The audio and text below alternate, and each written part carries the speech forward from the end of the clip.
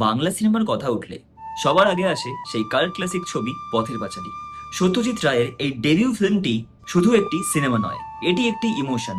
But এর making কোনো thriller মুভির চেয়ে কম নয়। মুভিটি শুটিং স্টার্ট হয়েছিল অত্যন্ত লো বাজেটে। মাঝপথে টাকা শেষ হয়ে যাওয়ায় কাজ বন্ধ হয়ে যায়। পরিস্থিতি এমন পর্যায়ে পৌঁছেছিল যে সত্যজিৎ রায়ের স্ত্রী বিজয়া রায়কে নিজের গয়না পর্যন্ত বন্ধ রাখতে হয় শুটিং চালিয়ে যাওয়ার জন্য। শেষ পর্যন্ত পশ্চিমবঙ্গ সরকার এগিয়ে আসে এবং মুভিটি কমপ্লিট হয়। অপুর রোলের জন্য সত্যজিৎ রায় কাগজে বিজ্ঞাপন দিয়েছিলেন, কিন্তু মনের মতো কাউকে পাচ্ছিলেন না। একদিন তার স্ত্রী বিজয়া রায় তাদের পাশের বাড়ির ছাদে একটি ছেলেকে খেলতে দেখেন এবং সাথে সাথেই সত্যজিৎ রায়কে জানান। সেই ছেলেই ছিল আমাদের সবার প্রিয় সুবীর বন্দ্যোপাধ্যায়। বৃদ্ধা ইন্দিরা ঠাকুরন এই চরিত্রে অভিনয় করেছিলেন চুনিবালা দেবী। তখন তার বয়স ছিল ৮০-র বেশি। তার একমাত্র আবদার ছিল প্রতিদিন বিকেলে চায়ের সাথে তার এক ডেলা আফিম চাই, তবেই মন দিয়ে শুটিং করবেন। আশ্চর্যের বিষয় হলো শুটিং চলাকালীন তিনি এতটাই প্রফেশনাল হয়ে গিয়েছিলেন যে একবারও কোনো সমস্যা হয়নি। সেই বিখ্যাত কাশফুল বনের দৃশ্যটা মনে আছে?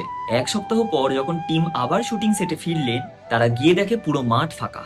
এক পাল গরু এসে সব কাশফুল খেয়ে সাবার করে দিয়েছে। ফলে সেই সিনটা শুট করার জন্য টিমকে আবারও ১ বছর অপেক্ষা করতে হয়, যতক্ষণ না আবার নতুন করে ফুল ফুটছে। এই মুভির কোনো প্রথাগত রিটেন স্ক্রিপ্ট ছিল না। সত্যজিৎ রায় তার স্টোরি বোর্ড বা স্কেচ বুকে পুরো ছবিটা এঁকে মুভিটা প্ল্যান করেছিলেন।